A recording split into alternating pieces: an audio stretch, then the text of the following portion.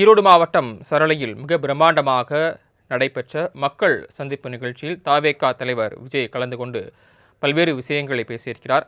அவர் என்ன பேசினார், அது குறித்த என்ன கருத்து என்பதை மூத்த பத்திரிகையாளர் திரு ஐயநாதனிடம் கேட்கலாம். திரு ஐயநாதன், வணக்கம். தாவேகா தலைவர் விஜயோட பேச்சை நீங்க எப்படி பாக்குறீங்க? இன்னும் ஒரு தெளிவற்ற ஒரு ஆழமான ஒரு பேச்சு, ஆழமற்ற ஒரு பேச்சு. அதாவது அவர் மறுபடியும் எழுதிட்டு வந்துட்டு இந்த ஒரு லைன்ல எல்லாத்தையும் சொல்லிட்டு எனக்கும் என் முன்னாடி இருக்கிறவங்களுக்கும் புரிஞ்சா போறோம், இதை தாண்டி அரசியல் எதுவும் இல்லை அப்படின்ற மாதிரி அவர் பேசுறாரு. தமிழ்நாட்டை பற்றிய ஒரு இன்றைக்கு இருக்கக்கூடிய ஆட்சியை நீங்க விமர்சிக்கணும் அப்படின்னம்னா ஸ்டாட்டிஸ்டிக்கலா நீங்க ஒப்பீட்டு அளவில் விசாரிக்கணும், விமர்சனம் பண்ணணும். அப்படி பண்ண மாட்டேங்கிறாரு இவர் மஞ்சளுக்கு எதுவும் செய்யல, எல்லாரும் டிகிரி வாங்கிட்டீங்களா, எல்லாருக்கும் வீடு கட்டி கொடுத்துட்டாங்களா, இதெல்லாம் என்ன விதமான பேச்சுங்க அது? இதெல்லாம் வந்துட்டு எந்த அமெரிக்கால இருந்து எடுத்துக்கிட்டீங்கன்னா இங்க வரைக்கும் இதெல்லாம் பொருத்தப்படாத ஒரு பேச்சு.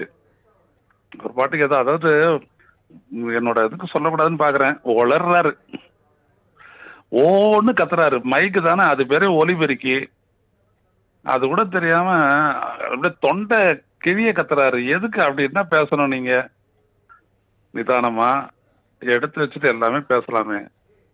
அந்த நினப்புல இருக்கிறத வந்துட்டு மறந்துடக்கூடாது, அதுக்கு முன்னாடி சொல்லிடணும் அப்படின்ற மாதிரி ஒரு அவசரத்துல அவர் சொல்றாரு. அப்புறம் இதுல அப்படி சொல்லிட்டு நிறுத்துறாரு, மறந்துடுது.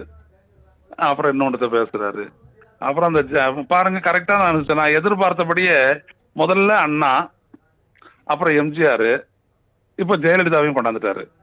இதைத்தான் நான் சொன்னேன். இப்ப அந்த 3 தலைவர்களை ஒரு கொள்கை தலைவர்களை சொன்னாரு. அம்பேத்கர், பெரியாரு, பெருந்தலைவர் காமராஜர், அப்புறம் அஞ்சலை அம்மாள், அப்புறம் வீரமங்கை வேலுநாச்சியார். இவங்களை எல்லாம் வந்துட்டு இவர் பேசுறதே இல்லை பாருங்க.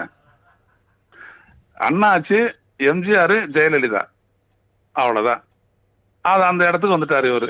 ஏன்னா அந்த அதிமுக அவருடைய ஓட் பேங்கை இவர் பிடிக்கணும்னு பாக்குறாரு. இந்த இடத்துல தாங்க அரசியல் ரீதியா அவர் ஃபெயிலியர் ஆவாரு. அதனால இந்த திமுக தீய சக்தின்னு எம்ஜிஆர் ஆரம்பிச்சாரு. எம்ஜிஆர் இருக்கும் போதே உள்ளாட்சிகள்ல 1986ல அதிமுக பெரிய அளவுக்கு தோத்துச்சு. அதுக்கப்புறம் எம்ஜிஆர் இறந்த பிறகும் அதிமுக தோத்துச்சு. ஜெயலலிதா வந்த பிறகு 2 முறை படுதோல்வி அடைஞ்சிச்சு. அதனால இதெல்லாம் வந்துட்டு வச்சுக்கிட்டு இந்த தமிழ்நாட்டு ஆட்சியை பிடிச்சிடலான்னு விஜய் நினைக்கிறாரு அப்படின்னம்னா அவருக்கு அந்த கூட்டத்தை தாண்டி எதுவும் தெரியலன்னு அர்த்தம். எனக்கு இது போதும் அப்படின்றாரு அவரு. மறுபடியும் மக்கள் இவரை பத்தி சிந்திக்கிறதுக்கு எதுவுமே இல்லை. இவ்வளவு ஏற்பாடு பண்ணி, இவ்வளவு செலவு பண்ணி, ஊடகங்களை எல்லாம் வந்துட்டு காட்ட வச்சு இவ்வளத்தையும் பண்ணிட்டு கடைசியில் அவருடைய பேச்சுல எந்த விதமான ஆழமும் இல்லை, தெளிவும் இல்லை. ஆனா ஒரு விடயம் நல்லா இருந்துச்சு, அதான் பாராட்டணும். அது என்னன்னா, கரூர் வரைக்கும் ஒரு எவ்வளவு லேட்டா வந்துட்டு என்னன்னா பண்ணாரு.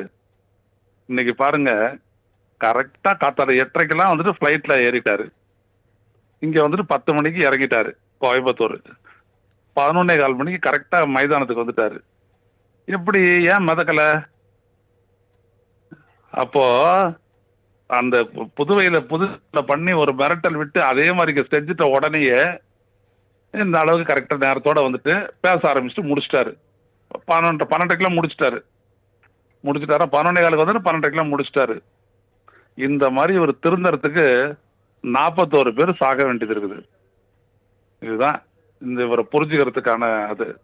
விஜய்க்கு எதுவுமே புரியாது, இவரை திருத்தணும் அப்படின்னு சொல்றது காரணம் தான். மிகவும் மிகவும் ஒரு மோசமான ஒரு அரசியலை முன்னெடுக்கின்றார், தெரியாமல் முன்னெடுக்கின்றார், தெரிந்து கொள்ளவும் விருப்பமில்லாதவராக அந்த அரசியலை முன்னெடுக்கின்றார். மிக மிக தவறான முன்னெடுப்பது. திரு ஐயநாத், அதே நேரத்தில் இப்போ இருக்கக்கூடிய ஆளக்கூடிய திமுக அரசு அப்படின்றது கொடுத்த வாக்குறுதிகள், முக்கியமான வாக்குறுதி எதுவுமே நிறைவேற்றலை. நீட் தேர்வு ரத்து, கேஸ் சிலிண்டருக்கு மானியம் 100 ரூபா தரேன்னு சொன்னாங்க, அதெல்லாம் கொடுக்கல அப்படின்னு சொல்றாரு.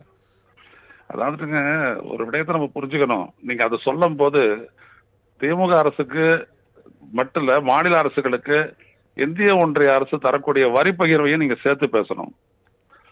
41% கொடுக்க வேண்டிய இடத்துல 29% கொடுக்குறாங்க. அதுவும் தமிழ்நாட்டுக்கு எவ்வளவு கொடுக்குறாங்க, உத்தரப்பிரதேசத்துக்கு எவ்வளவு கொடுக்குறாங்க, பீகாருக்கு எவ்வளவு கொடுக்குறாங்க. உங்களை போன்ற தொலைக்காட்சிகள் இதெல்லாம் எடுத்து பேசுறது ஒரு அரசியல் தலைவனா இருக்கக்கூடிய விஜய்க்கு தெரியல அப்படின்னம்னா என்ன அவரை விடுத்து பேசுறது? புரியுதுங்களா? ம். இவர் மக்களை பொறுத்த வரைக்கும் மக்களுக்கு இவரால மக்களுக்கு புரிய வைக்க வேண்டிய விடைன்றது எதுவுமே இல்லைங்க. ஏன்னா இவருக்கு எதுவும் தெரியாது. இதை விட அதிகமா மக்களுக்கு தெரியும். ம். இவருடைய ரசிகர்களுக்கு வந்துட்டு இவருக்கு தெரிஞ்ச விஷயம் வந்துட்டு தெரியாது இருக்கலாம். அவர் வந்துட்டு விஜய் சொன்னா போதும். விஜய் டிவிகே அப்படின்றதோட போதும். இந்த மாதிரி ஒரு விடயமும் இருக்குது.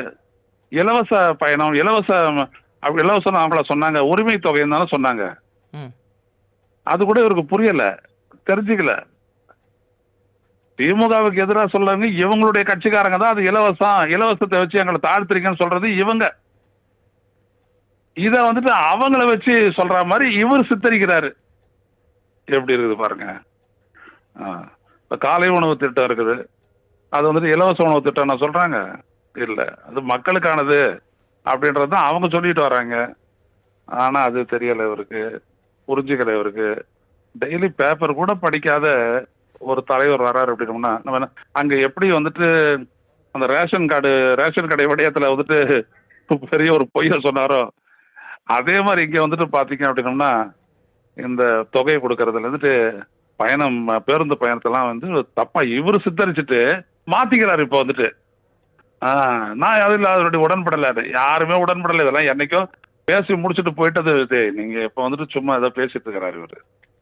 ஆமா. இணைப்பிலிருந்து தங்களுடைய கருத்துக்களை விரிவாக பகிர்ந்து கொண்டமைக்கு நன்றி திரு ஐயநாதன்.